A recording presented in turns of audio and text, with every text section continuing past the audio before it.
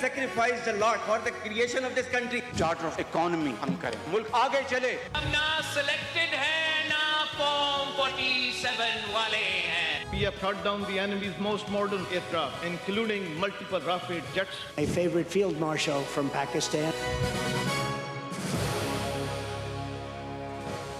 آپ دیکھ رہے ہیں خبروں، تبصروں اور تجزیات پر مبنی پاکستان کا سب سے معتبر نیوز شو آن مائی ریڈار کامران خان کے ساتھ. السلام علیکم، میں ہوں کامران خان. 6 ماہ سے پوری دنیا سر پکڑے بیٹھی ہے کہ کب امریکہ اور ایران کے درمیان ایک پراپر امن معاہدہ ہو جاتا ہے، اس پہ عمل درآمد شروع ہو جاتا ہے اور دنیا میں ایک بار پھر معاشی ریل پیل شروع ہو سکتی ہے. پھر ایک بار امید کی کرن سامنے نظر آئی ہے اور کہا جا رہا ہے کہ امریکہ اور ایران کے درمیان ایک بار پھر معاہدے کے امکانات بڑھ رہے ہیں. اس حوالے سے اس ہفتے کئی اہم رکاوٹیں دور کرنے کے لیے انتہائی اہم ڈیولپمنٹس ہوئی ہیں، جس میں سب سے اہم کردار فیلڈ مارشل عاصم منیر کے دورہ ایران نے ادا کیا. چیف آف ڈیفنس فورسز اور chief of army staff field marshal Asim Munir کی ایران کی تمام اعلیٰ قیادت کے ساتھ پورے دن پیر کے روز غیر معمولی ملاقاتیں ہوئیں اور ان ملاقاتوں کے دوران ان مذاکرات میں اہم ڈیولپمنٹ رپورٹ ہوئی ہے.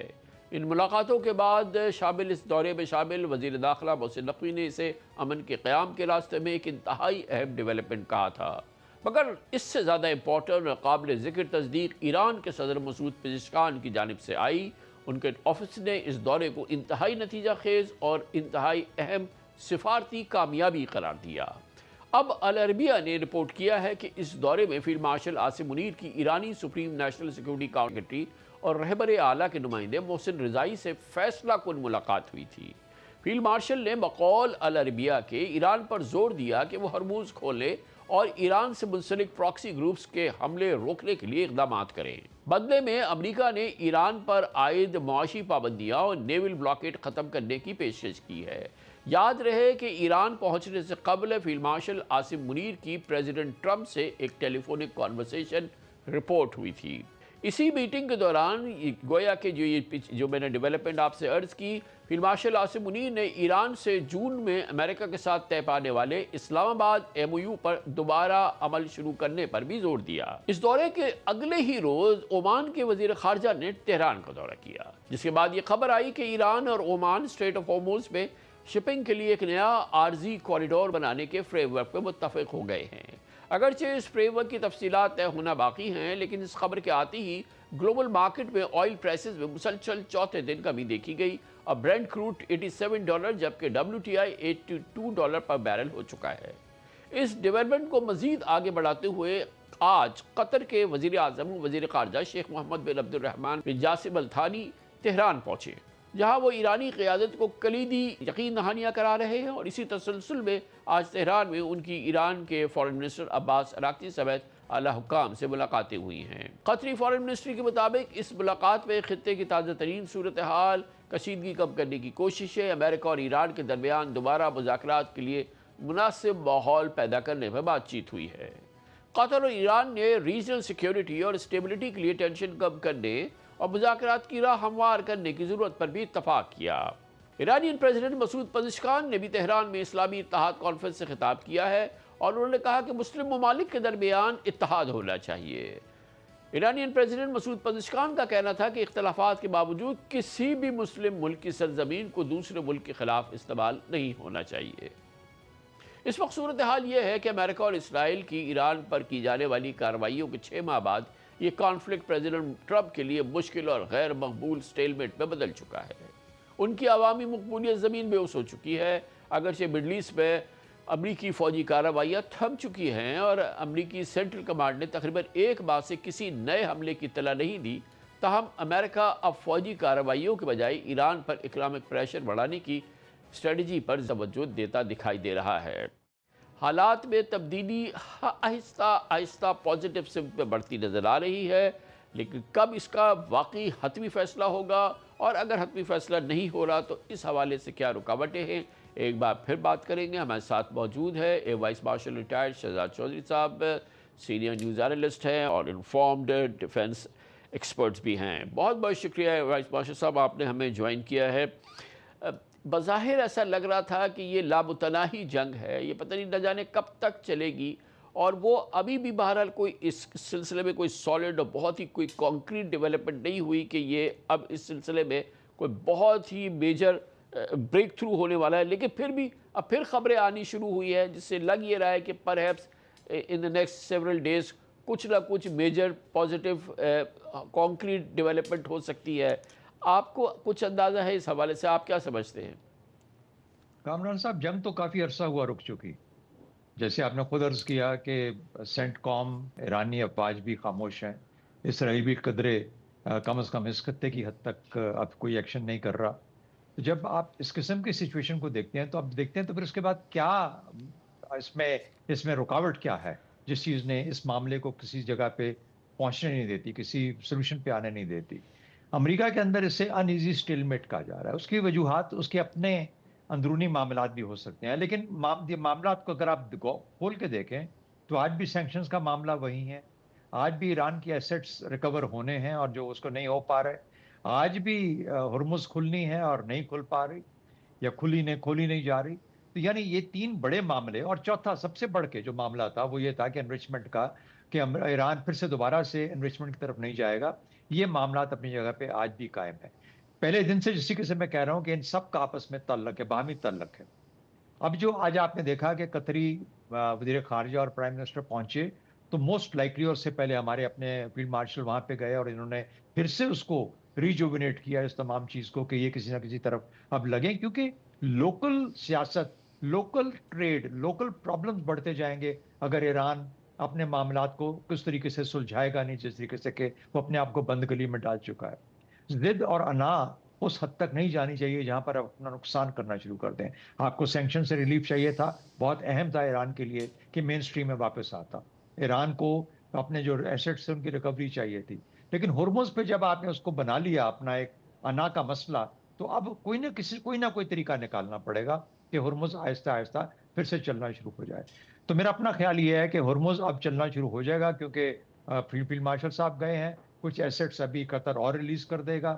عمان اور ایران مل کے اپنے معاملات کو ہرمز کے حساب سے کوئی ریزالو کر لیں گے کہ جانے کا رستہ ایران کی طرف سے، آنے کا عمان کی طرف سے. یعنی کچھ نہ کچھ جیسے کہتے ہیں کہ فیس سیونگ ایران کے لیے کریٹ ہو رہی ہے. ابھی بھی اس کے بڑے مسئلے پھر اپنی جگہ پہ قائم ہے. سینکشنز کب ہٹیں گی، ایران واپس کب آئے گا مین سٹریم کے اندر دنیا کے ساتھ، کب جڑے گا، یہ چیزیں ہیں، اور اس کے لوگوں کو ریلیف ملنا کب شروع ہوگا. تو میرا اپنا خیال یہ ہے کہ ایران کے لیے معاملات وہیں کھڑے ہیں. بے شک امریکہ کے لیے بھی مشکلات ہیں جن کا تعلق اندرونی ہے، اس کی اپنی سیاست سے اور اس کی اپنی معیشت سے. مگر یہ جو فیلڈ مارشل صاحب گئے تھے اور وہاں پر ان کی جو ریبل اعلیٰ کے اس وقت سب سے امپورٹنٹ ریپریزنٹیٹیو ہے محسن رضائی، جو کہ ابھی جن کی اپوائنٹمنٹ پھر انہوں نے کی ہے، وہ اس وقت کی پرسن ہے. اور کہا ہی جاتا ہے کہ العربیہ نے رپورٹ کیا ہے کہ وہ بڑی میٹنگ جو تھی وہ بہت ہی امپورٹنٹ میٹنگ تھی، اور جس کے بعد اب ہم نے دیکھا کہ خود ایرانین پریزیڈنٹ کے آفس نے بھی کہا کہ بڑی میجر ڈیولپمنٹ ہوئی ہے اور بڑی میجر بریک تھرو کی بات کی انہوں نے. تو اب اس پورے ماحول کے اندر عام طور پہ یہی ہم اور آپ اور جو خیر اور پوری دنیا کے ماہرین اس بات پہ کہتے ہیں کہ ایران کی اکانومی اس وقت اگر شیٹرڈ نہیں ہے تو بالکل شیٹرڈ کے قریب ہی ہے، اور معاملات بہت زیادہ خراب ہو گئے. ایکسچینج ریٹ کے معاملات ہوں، انفلیشن کے معاملات ہوں، ان امپلائمنٹ کے معاملات ہوں، 6 مہینے سے جنگ چلنے کے معاملات ہوں، 47 ایئرز سے ایک آئسولیشن کے معاملات ہوں، سینکشنز کے معاملات ہوں. تو آفٹر آل ایران کو کسی نہ کسی جگہ سے اس پہ اب اس طرف جانا ہے نا کہ جس سے کہ کوئی نارملسی بھی کنٹری کے اندر کسی صورت سے برقرار ہو. بے شک دیکھیے، کسی کی ایسٹیمیٹ ہے اور یہ اسٹڈی ہوئی ہے کہ اگر ایران ٹولز لیتا ہے ہرمز کے اوپر تو $6 ارب سالانہ سے لے کے $14 ارب سالانہ تک وہ کما سکتا ہے. اس کے بیچ میں کر لیجئے کہیں نہ کہیں پہ اگر وہ $14 ارب بھی کماتا ہے تو جو اس کا نقصان ہوا ہے جنگ کے اندر، اس کو 20 سال لگیں گے اس نقصان کو ریکور کرتے کرتے. Relief to the people comes later. لوگوں کی حالت اس کے بعد بدلے گی.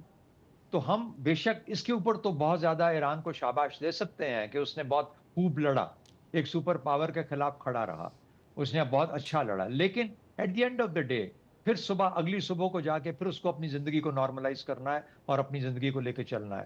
تو جس طریقے سے میں نے پہلے آپ سے عرض کی کہ بہرحال میں قطریوں کا وہاں پہ پہنچنا، اس سے ایک دن پہلے جبکہ عمانی بھی آئے ان کے بیچ میں اور فیلڈ مارشل کی موجودگی میں یہ معاملات طے ہوئے.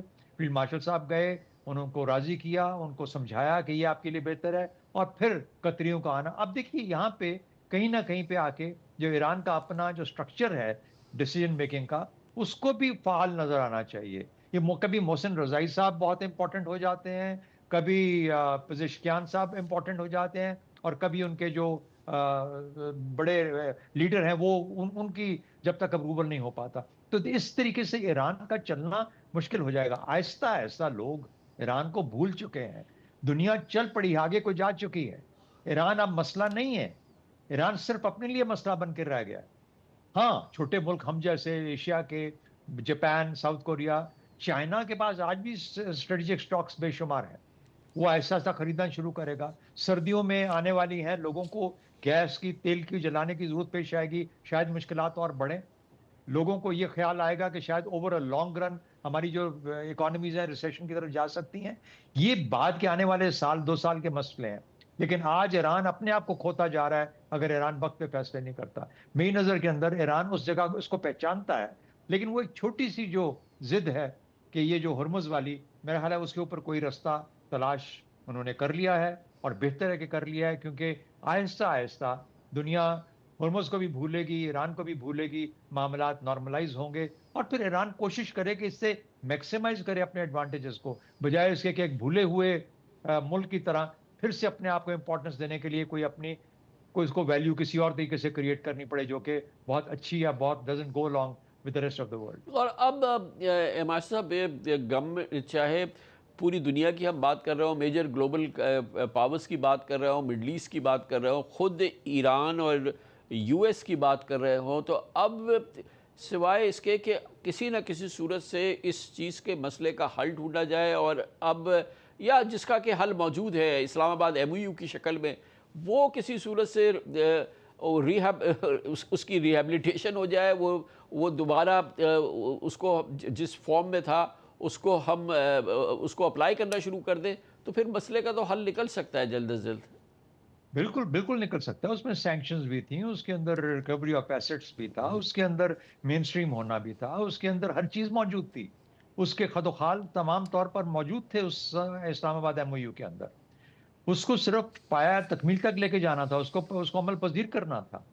لیکن وہیں پہ جا کے دونوں اطراف کی انائیں اور ضدیں، اور پھر ٹویٹس ادھر کے پریزیڈنٹ ٹرمپ کی، اور اس کے بعد لیکن پریزیڈنٹ ٹرمپ بھی اب ریلائز کرتا ہے کہ وہ کیسی جگہ پہ اپنے آپ کو پھنسا بیٹھا، یعنی جہاں پر کہ اب اس کو واقعی میں ایک پولیٹیکل اس کو کہتے ہیں کہ he is paying the cost for it، اور وہ پولیٹیکل کاسٹ اس کو پڑ رہی ہے.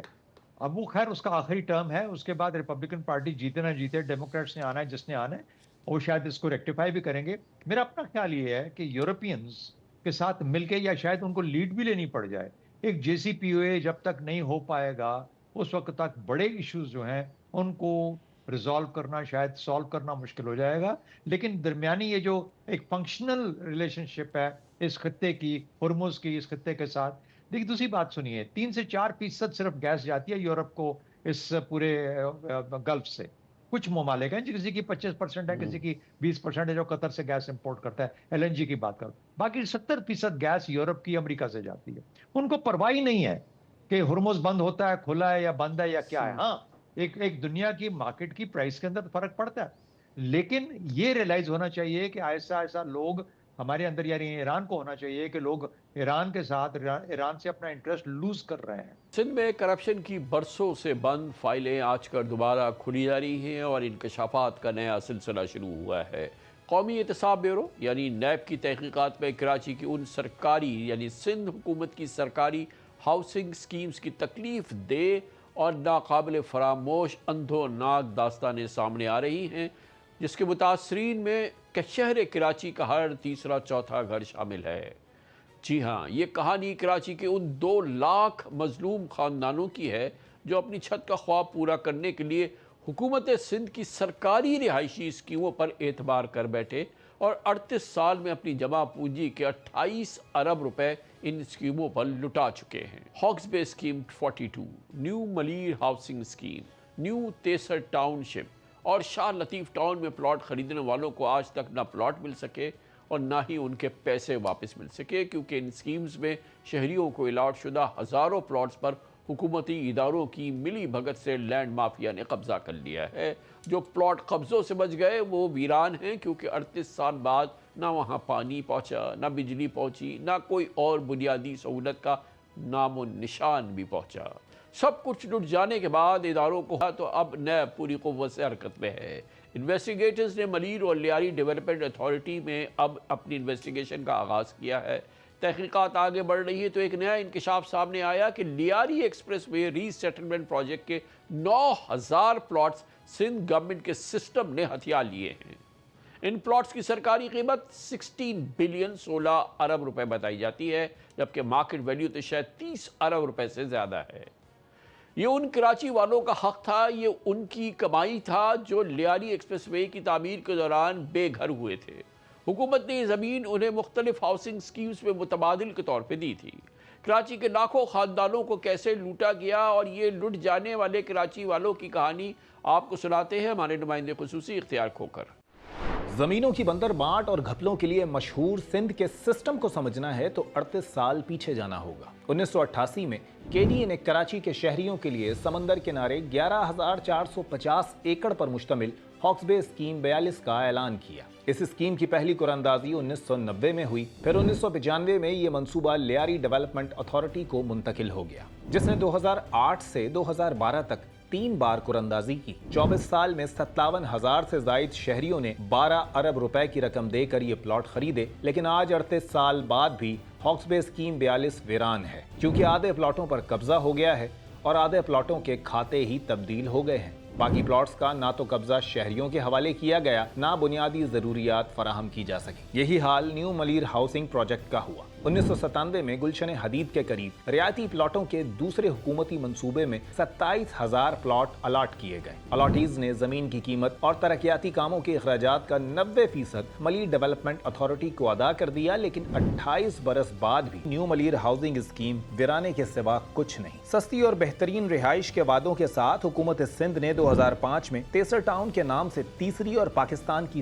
سب سے بڑی سرکاری رہائشی اسکیم متعارف کرائی۔ پہلی قراردادی 2006 اور دوسری 2019 میں ہوئی، جن میں 79,391 پلاٹس الاٹ کیے گئے۔ شہریوں سے 15 ارب روپے وصول بھی کر لیے گئے، لیکن آج 20 سال بعد تیسر ٹاؤن کراچی میں قبضہ گیروں کا سب سے بڑا شہر بن چکا ہے۔ خود ملیر ڈیولپمنٹ اتھارٹی کی ایک رپورٹ کے مطابق تیسر ٹاؤن کے الاٹ شدہ 22,000 پلاٹس پر قبضہ ہو چکا ہے، جن کی مارکیٹ ویلیو تقریباً 20 ارب روپے ہے۔ جو پلاٹ قبضے سے بچ گئے وہ ترقیاتی کام نہ ہونے کے باعث چٹیل میدان سے زیادہ کچھ نہیں۔ اس کے علاوہ عام شہریوں کو الاٹ شدہ پلاٹس کے ریکارڈ میں بھی بڑے پیمانے پر جعل سازی کا انکشاف ہوا ہے۔ سب سے بڑا ظلم لیاری ایکسپریس وے منصوبے کے متاثرین کے ساتھ ہوا۔ 2002 میں حکومت نے شہر کے بیچ ایکسپریس وے کی تعمیر کے لیے 464 ایکڑ زمین غریب شہریوں سے خالی کرائی اور بے گھر ہونے والے 31,000 خاندانوں کو بلدیہ ٹاؤن، ہاکس بے اور تیسر ٹاؤن میں بسانے کے لیے لیاری ایکسپریس ری سیٹلمنٹ پروجیکٹ تشکیل دیا۔ وفاقی حکومت نے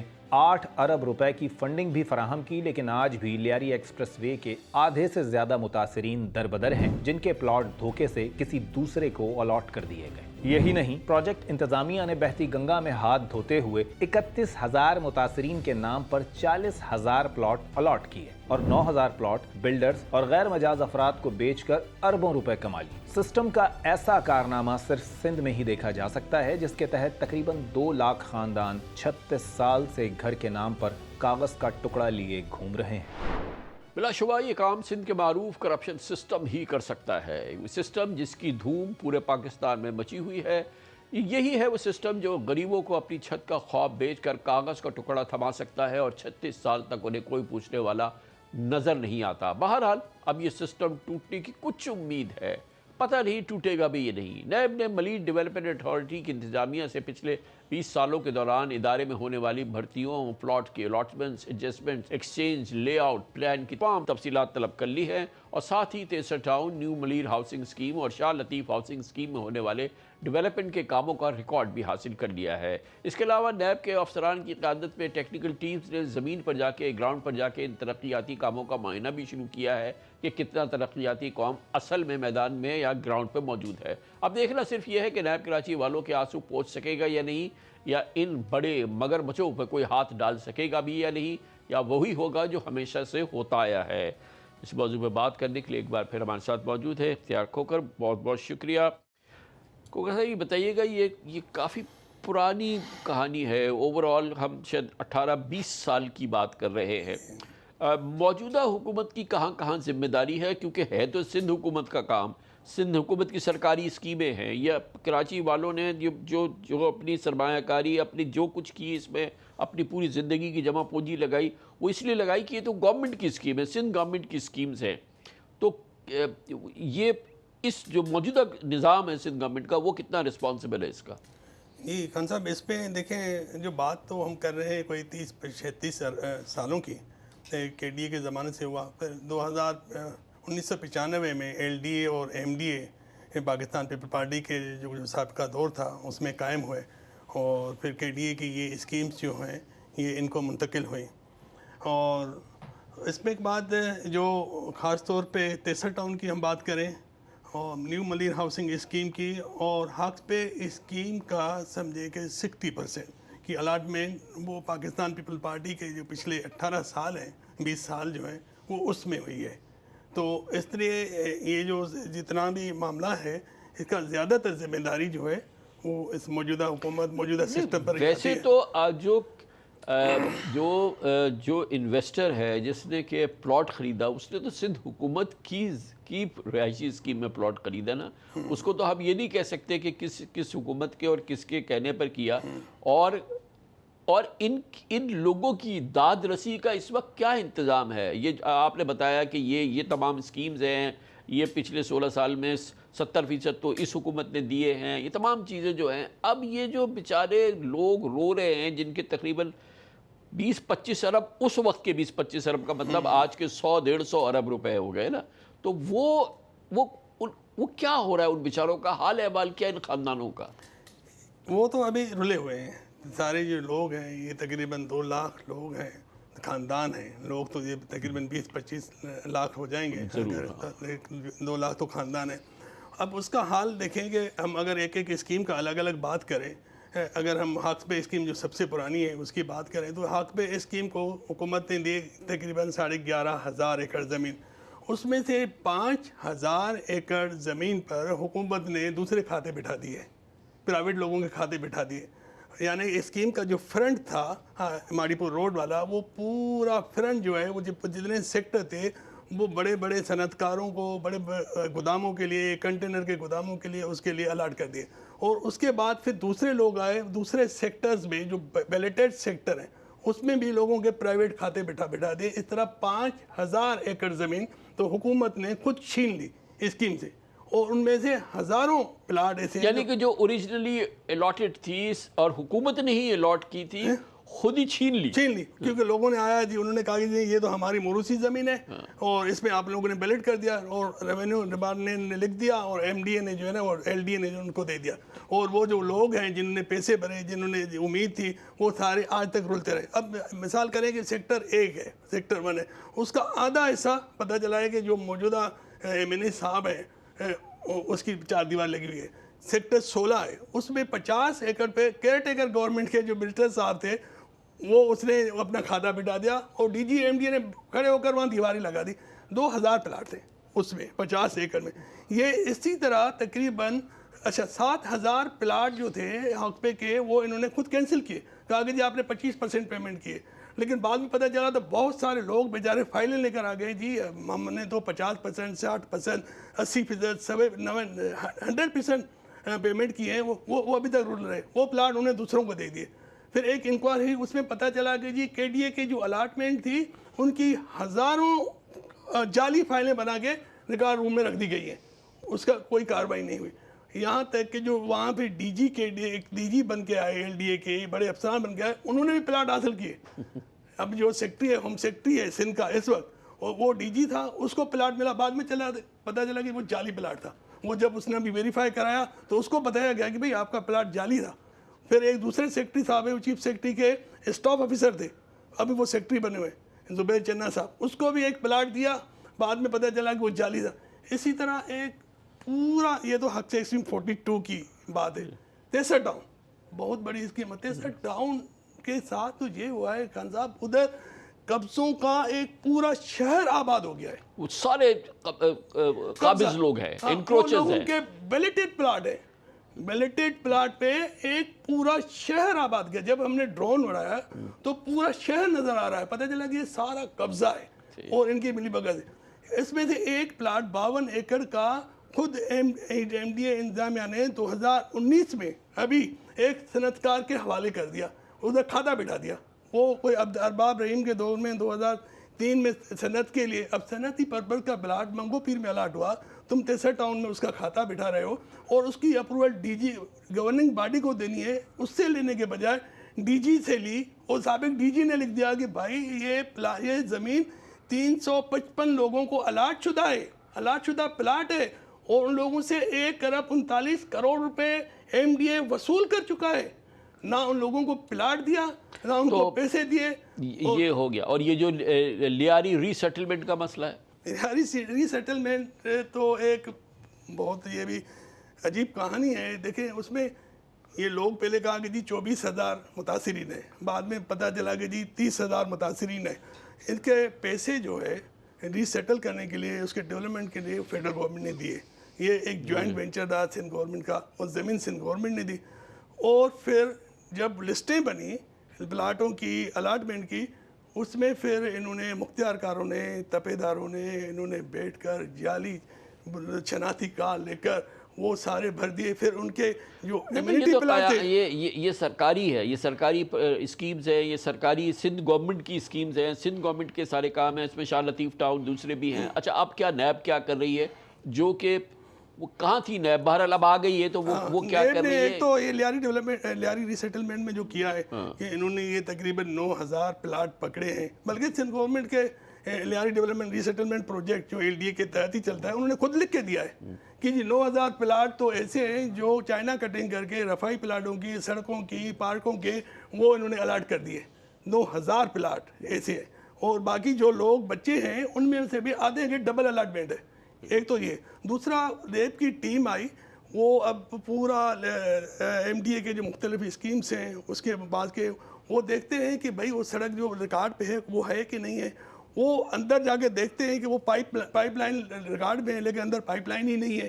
تو اب وہ پچھلے 4-5 دن سے وہ پورا انفراسٹرکچر جو ہے آن گراؤنڈ, اب وہ پرائیویٹ اسکیمز, مطلب جو معمار کوآپریٹو سوسائٹی, اس میں یہ MDA نے سڑکیں بنا کے دے دیے.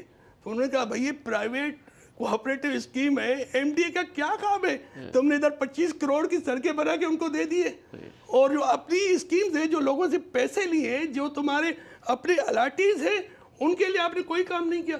ہاتھ پہ اسکیم کے 33 سیکٹر میں سے صرف 4 سیکٹر میں انٹرنل ڈیولپمنٹ کام ہوا ہے, اور وہ بھی برباد ہو گیا ہے.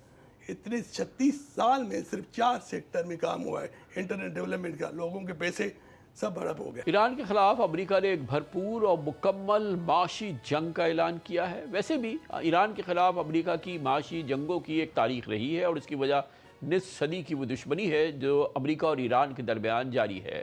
لیکن امریکہ کا اچانک اپنے ایک دیرینہ اتحادی اور پڑوسی ملک کینیڈا کے خلاف اس طرح معاشی باز کھول دینا, معاشی چڑھائی کھول دینا سمجھ سے باہر ہے. اتحادی وہ بھی جو تقریباً 80 سال تک امریکہ کے ساتھ ڈیفنس, ٹریڈ, انٹیلیجنس اور عالمی جنگوں میں کندھے سے کندھا ملا کر کھڑا رہا. دونوں ممالک یعنی امریکہ اور کینیڈا کو ہمیشہ یکجان دو قالب سمجھا گیا, اور دنیا بھر میں کینیڈا کا نام امریکہ کے ساتھ لیا جاتا رہا. آج وہی دونوں ملک ٹیرف کی جنگ میں اور تجارت کی اس جنگ میں آمنے سامنے کھڑے ہیں. بھرپور جنگ جاری ہے. امریکہ نے تقریباً 27.6 کینیڈین ڈالر کی کینیڈین مصنوعات پر 50% تک اضافی ٹیرف عائد کر دیا ہے، یعنی ڈیوٹیز لگا دی ہے. ٹرمپ دھمکی دے رہے ہیں کہ 1 جنوری 2027 سے کینیڈا میں بننے والی گاڑیاں، ٹرکس اور آٹو پارٹس پر بھی 50% ٹیرف لگا دیں گے. They don't have anything that we have to have, okay? We can get by. I mean, there are a couple of things that would make it a little inconvenient, but we could get them elsewhere. It's time to teach Canada you can't do this anymore. We lose $60 billion and really more than that, $60 billion a year with Canada. Canada بھی خاموش نہیں رہا اور اس نے بھی جوابی وار کرتے ہوئے 8 September سے تقریباً 27.6 بلین کینیڈین ڈالر کی امریکن امپورٹس پر 15, 25 اور 50% ڈیوٹیز یعنی ٹیرف لگا دیے ہیں. Canadian prime minister mark Karni نے مذاکرات روک کر امریکی شرائط مسترد کر دی اور کہا کہ واشنگٹن نے بہت زیادہ مانگا اور بہت کم پیش کیا. We've been under no illusions. We recognized from the start that America has changed. Early last year in this room, I observed that the decades-long process of steadily increasing integration between our economies was over. Our government understood before many that America would transform all of its commercial relationships, that it would put a series of tariffs on its closest allies and use economic integration as a weapon. We recognize that sometimes its signature was written in pencil. We've consistently proposed long-term partnerships, while America has often pursued short-term transactions. The gap between partnership and competitor, unfortunately, has remained too wide in recent days. So last evening, I instructed our negotiators to return to Ottawa. We cannot accept what they've offered, and we will not give what they've asked. یہ سب president Trump کی اس امریکہ first policy کا نتیجہ ہے جس میں امریکہ اور president Trump نے اعلان کیا کہ وہ تجارت کو دباؤ کے ایک ہتھیار کے طور پہ استعمال کریں گے. اتحادیوں سے دفاعی اخراجات بڑھانے کا مطالبہ ہو، گرین لینڈ پر امریکن کنٹرول کی خواہش ہو، کینیڈا پر اکنامک پریشر ہو، واشنگٹن اپنے ایلائز سے تعلقات کو زیادہ ٹرانزیکشنل انداز میں دیکھ رہا ہے. لیکن سوال یہ ہے کہ اس کا نقصان کس کو زیادہ ہوگا. فوری طور پہ کینیڈا زیادہ کمزور دکھائی دیتا ہے، لیکن امریکہ بھی اس جنگ میں محفوظ نہیں. دونوں ملکوں کی اکانومیز اس قدر جڑی ہوئی ہیں کہ ایک دوسرے کو نقصان پہنچائے بغیر یہ جنگ آسان نہیں. 2025 میں کینیڈا کی 17.7% ایکسپورٹس امریکہ گئیں، اگرچہ اس میں 5.8% کمی دیکھی گئی، لیکن امریکہ کے علاوہ باقی دنیا کو کینیڈا کی ایکسپورٹس میں 17.2% اضافہ بھی ہوا ہے. 2025 میں دونوں ملکوں کے درمیان 720 بلین 720 بلین ڈالر کی تجارت ہوئی. کینیڈا امریکہ کے لیے آئل کا سب سے بڑا غیر ملکی ذریعہ ہے. 2025 میں امریکہ روزانہ تقریباً 3.9 ملین بیرل کینیڈین آئل خرید رہا تھا. اس لیے ٹیرف صرف کینیڈین انڈسٹریز کو نہیں، امریکی کاروبار اور صارفین کو بھی متاثر کرے گا، خاص طور پر ایسے وقت میں جب امریکی جی ڈی پی کی رفتار سیکنڈ کوارٹر میں سالانہ بنیاد پر 1.5% رہ گئی ہے، جبکہ جولائی میں مہنگائی کی شرح 3.4% ہو گئی ہے.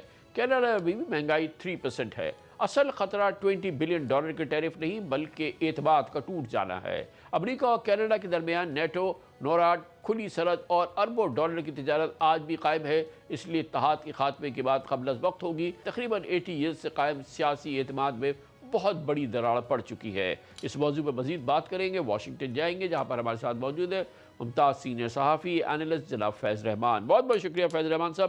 یہ تصور نہیں کیا جا سکتا تھا کہ امریکہ اور کینیڈا کے درمیان ہم اپنی نظروں میں دیکھیں گے کہ یہ ایک باقاعدہ جنگ کسی کیفیت ہو گئی ہے جو کہ بہرحال ایک معاشی جنگ ہے، ایک تجارتی جنگ ہے، لیکن یہ تصور نہیں کیا جا سکتا تھا.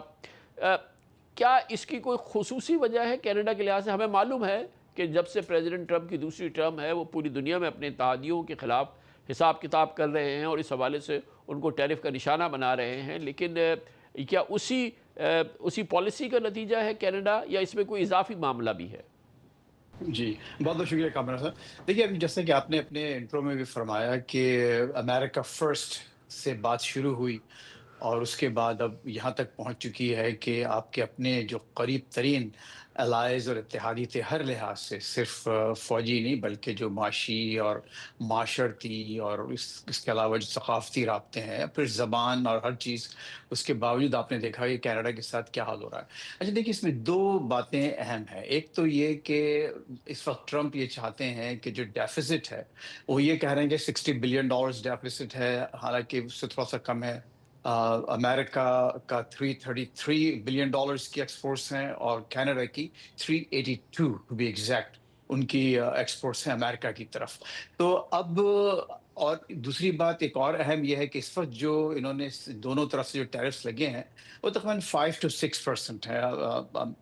کینیڈا نے 6% اس پر اماؤنٹ پر ایکسپورٹس پر ٹیرفس لگائے ہیں اور امریکہ کے تقریباً 5%. تو ابھی بھی یہ بات تو طے ہے کہ جو بالکل ایک عظیم اکثریت پروڈکٹس کی اور ایک بہت بڑا جو اماؤنٹ ہے اس باہمی تجارت کا اوور $700 بلین اس کو ابھی ٹچ نہیں کیا گیا.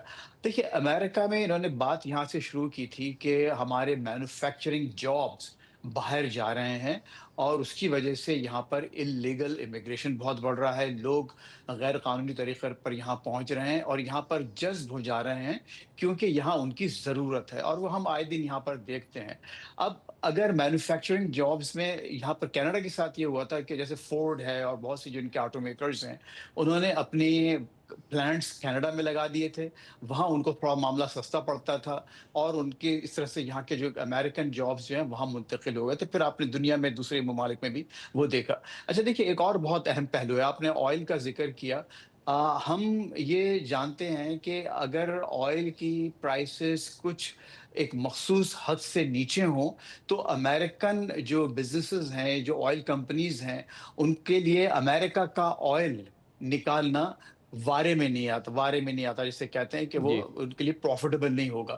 تو اس وقت جو سچویشن ہے ایون ایران کے ساتھ آپ دیکھیں بڑی ایک عجیب آئرونک ستم ظریفی کی بات ہے کہ اس سے جو پرائسز بڑی ہیں وہ اس ایران جنگ کی وجہ سے بھی اور اب جو کینیڈا کے ساتھ جو پابندیاں لگ رہی ہیں تو امریکہ کی جو اپنی اندرونی پیداوار ہے آئل کی جو کہ ریپبلکن پارٹی اور صدر ٹرمپ بہت بری طرح سے چاہتے ہیں وہ بڑی ہے کیونکہ اب ایک امریکن آئل ڈرلر کو پروڈیوسر کو وہ پروفیٹیبل یا وہ آئل نکالنا منافع بخش ثابت ہوتا ہے. تو کینیڈا کے ساتھ اچھا پھر دوسری بات یہ کہ ایک ان کا اپنا ایک مزاج ہے, وہ یہ سمجھتے ہیں کہ پوری دنیا امریکہ کا ایڈوانٹیج لے رہی ہے, فائدہ اٹھا رہی ہے اور ہم کو فائدہ نہیں ہو رہا. حالانکہ یہ بات قطعاً غلط ہے. اگر آپ امریکہ سے فائدہ اٹھا رہا ہے. اس میں ایک اور بات میں پوچھنا چاہوں گا, یہ پیور ٹیکنیکل اور امپورٹنٹ ریلیونٹ باتیں ہیں لیکن ہم نے اس کی بھی بازگشت سنی اور پرائم منسٹر کانی نے بھی شاید اس کا ذکر کیا کہ جو فرینچ سپیکنگ پاپولیشن ہے جو کہ ایک ظاہر ہے کہ تقریباً آدھی آبادی ہے کینیڈا کی, وہ شاید پریزیڈنٹ ٹرمپ کو ان کے حوالے سے بھی کیونکہ وہ شاید پریزیڈنٹ ٹرمپ کے حوالے سے وہ ان کے بڑے ایک وہ پاپولیشن کا بڑا حصہ ان کا مخالف ہے اور ویسے بھی ان کا جھکاؤ جو ہے وہ فرانس کی جانب زیادہ ہے. کیا یہ بھی کوئی نقطہ رہا ہے؟ اچھا دیکھیے اس میں جو آپ نے یہ جس خطے کا ذکر کیا ہے وہ کیوبیک جس میں اکثریت فرینکو فون یا فرینچ بولنے والوں کی ہے اور بہت ہی پراؤڈ وہ آبادی ہے اور وہ اس میں آزادی کی لہریں بھی اٹھتی رہی ہیں. کئی دفعہ ریفرنڈم ہو چکے ہیں لیکن ابھی تک وہ کینیڈا کے ساتھ ہے. ان کی امریکن نیگوشیٹرز کی خصوصاً ٹرمپ صاحب کی ایک ڈیمانڈ تھی کہ جو امریکن پروڈکٹس وہاں جاتی ہیں اسپیشلی کیوبیک میں اور یا پورے کینیڈا میں جو کہ ایک بائی لنگول کنٹری ہے جہاں پر ہر لیبل کو انگریزی کے علاوہ فرینچ میں بھی لکھنا پڑتا ہے ہر چیز. تو وہ انہوں نے یہ کہا تھا کہ جی ہم کو بہت زیادہ اس کی کاسٹ پڑ رہی ہے تو آپ یہ فرینچ کا جو آپ نے قضیہ کھڑا کیا ہوا ہے بلا وجہ ہم کو مجبور کرتے ہیں کہ ہم ہر چیز فرینچ میں بھی کریں, ہم انگلش اسپیکنگ کنٹری ہیں ہم صرف انگلش میں کریں گے. تو یہ بھی ایک بہت بڑا ان کا ایک مطالبہ تھا امریکنز کا. تو وہ ظاہر ہے کہ کیوبیک نے بالکل قطعاً اس کو رد کر دیا اور انہوں نے کہا ہم کسی طور پر بھی یہ برداشت نہیں کریں گے. اور پھر جیسے کہ آپ نے خود ابھی فرمایا کہ ظاہر ہے کہ فرانس کے ساتھ جو ایک ان کی اپنی ایک جو نیچرل قدرتی جو ایفینٹی ہے جو لگاؤ ہے اور اس وقت جو امریکہ کے خصوصاً صدر ٹرمپ کی جو تعلقات ہیں اور جو وہ باتیں کھل کر فرانس کے بارے میں کہتے ہیں تو وہ بھی اس کا بھی کچھ اثر ہوتا ہے. لیکن یہ اس وقت جو ایک مین جو ایک پوائنٹ آف کنٹینشن ہے وہ فرینچ زبان ہے جو کہ امریکی پروڈکٹس پر کیوبیک چاہتا ہے کہ وہ آئیں اور پورے کینیڈا میں وہ فرینچ زبان بھی استعمال ہو ساتھ ساتھ, جبکہ امریکن جو پروڈیوسرز ہیں یا ایکسپورٹرز ہیں ان کو اس بات پر تحفظات ہیں اور صدر ٹرمپ صاحب انسسٹ کر رہے تھے کہ وہ کام نہ ہو. تو اس کی وجہ سے آپ نے دیکھا کہ کیوبیک نے بھی اس کو سختی سے بالکل آؤٹ رائٹ اس کو ریجیکٹ کیا. Thank you very much. Faiz ur-Rahman صاحب ہمارے ساتھ موجود تھے واشنگٹن ڈی سی سے. اس کے ساتھ ہی ہمارے آج کے پروگرام کا اختتام ہوتا ہے. کل آپ سے پھر ملاقات ہوگی انشاءاللہ. کل تک کے لیے کامران خان کو اجازت. اللہ حافظ. ناصر.